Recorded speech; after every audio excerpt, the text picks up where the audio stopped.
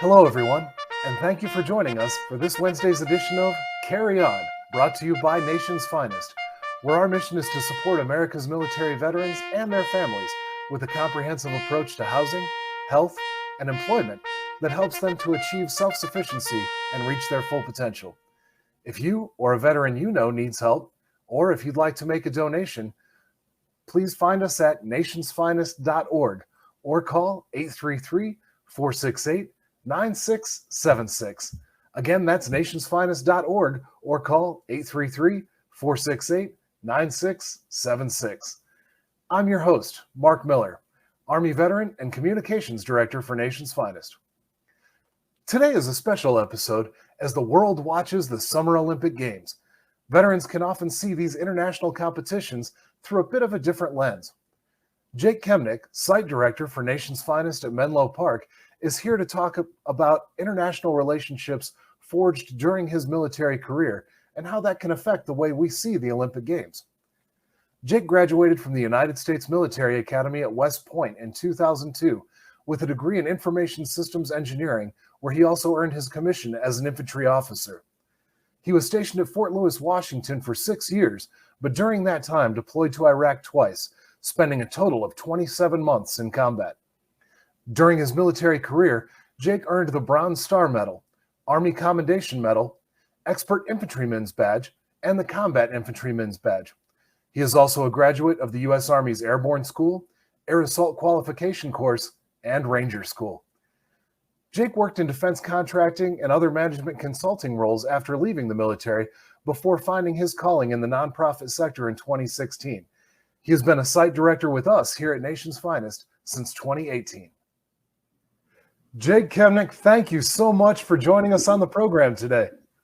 Hey, Mark. Thanks for having me. Glad to be here. So let's jump right into it. Jake, we serving in the military as veterans, we both worked around folks from a lot of different nations, not just our own. So it was really cool to work with, people who had chosen to serve our country from across the United States. But then you get into some situations in the military where you have the opportunity to meet folks who are serving other nations' militaries and to work with them and to work on missions together. Yeah. So that being said, before we get into that too much, how does that affect how you look at the Olympic Games? I mean, we just pretty recently had the opening ceremonies. We're getting into the competition now. Everyone's waving their flags. How does that affect you a little differently than the rest of the population when you see all these different folks out there?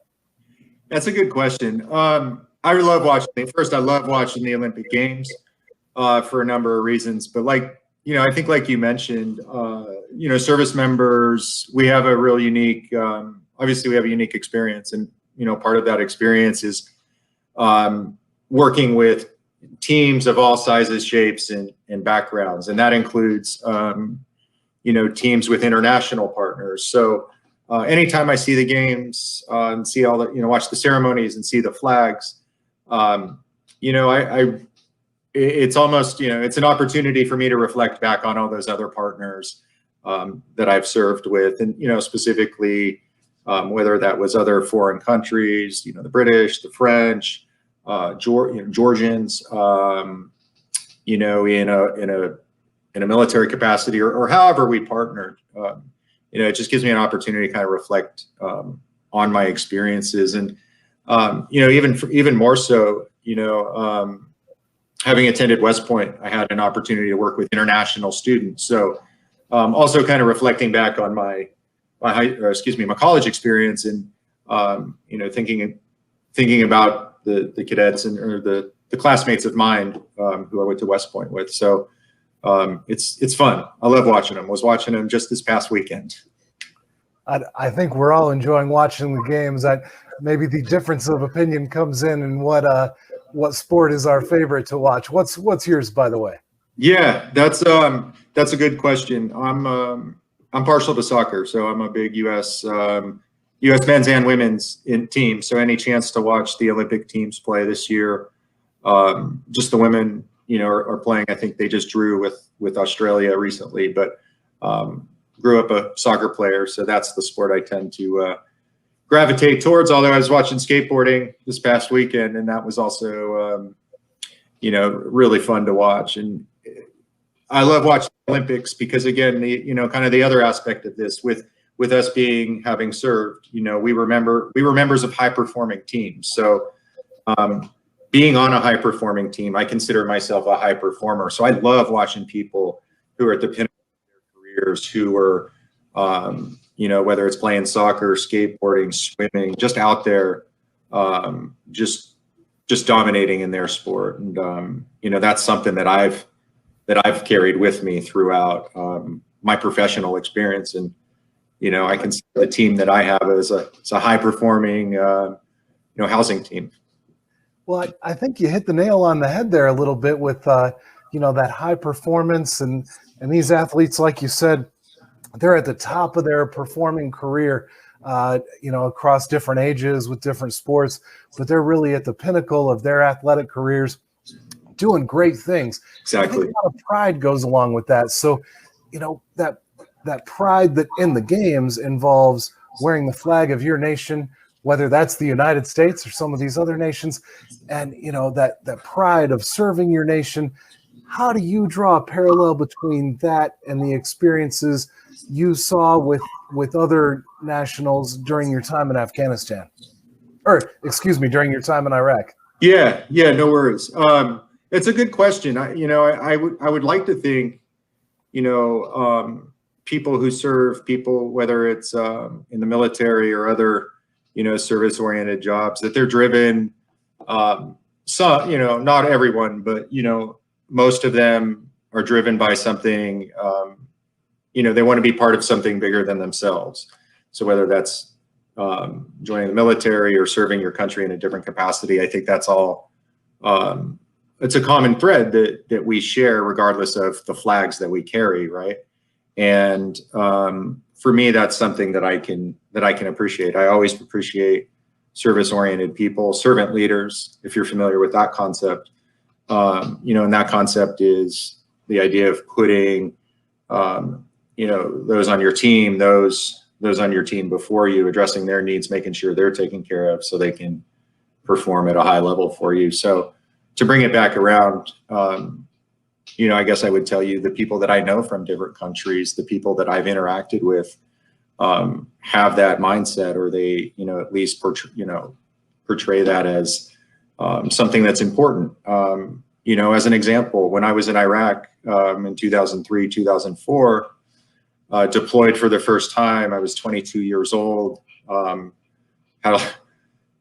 were working in northern Iraq up in Mosul, and there was a young interpreter named Mohammed assigned to me, and kind of, I think that experience or how he embraced his role as an interpreter really embodies that spirit of national pride, right?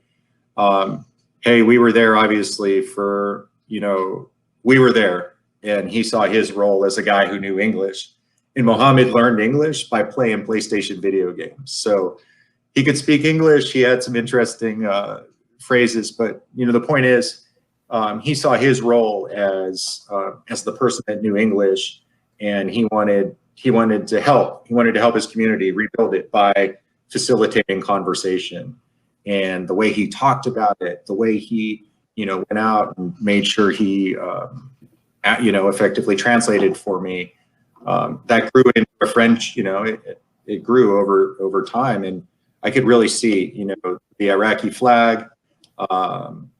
He just had so much national pride. So I had tremendous respect, and I can certainly identify that feeling, because I feel that way about our country. I feel that way about the work. I feel strongly about that.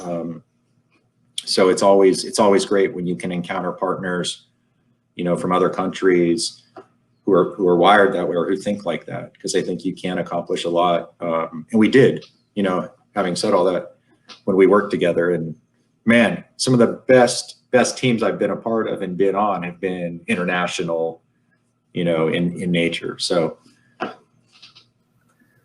you talked about service to others and serving a cause greater than yourself.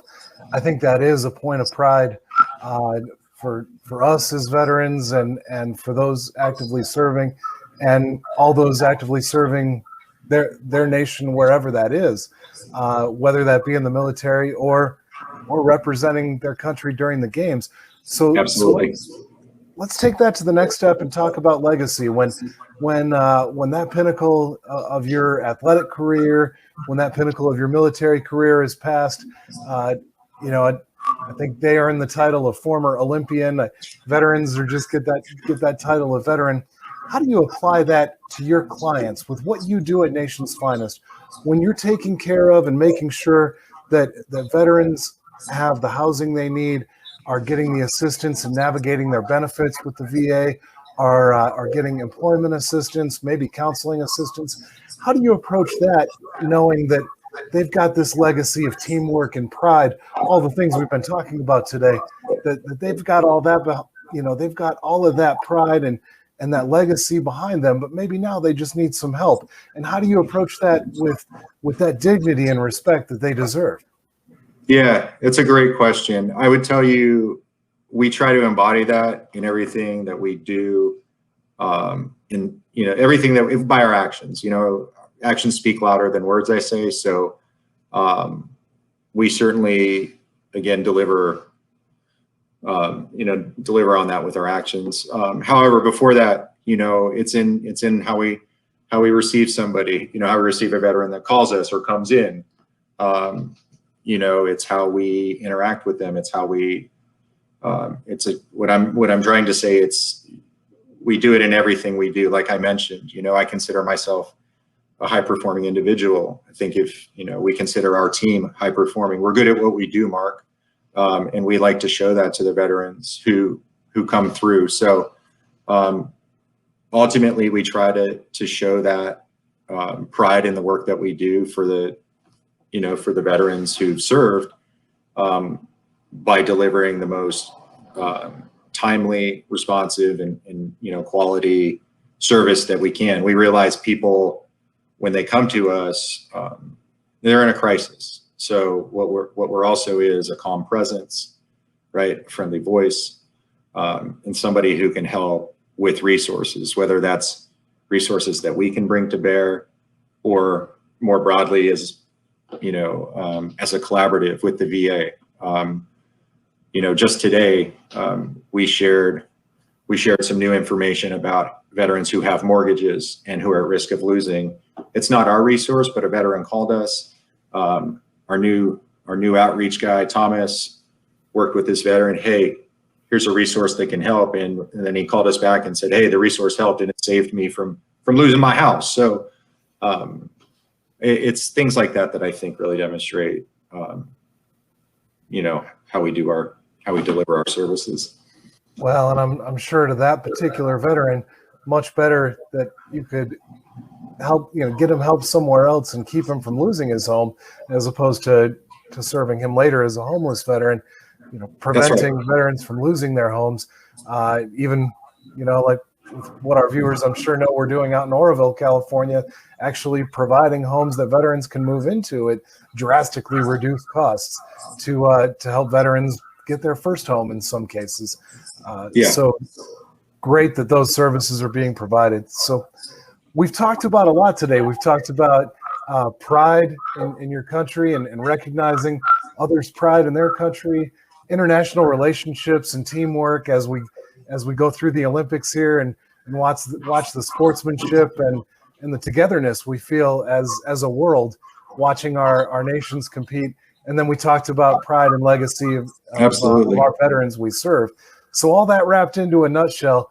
Jake, what do you want to leave our viewers with today, our fellow veterans out there, loved ones of veterans?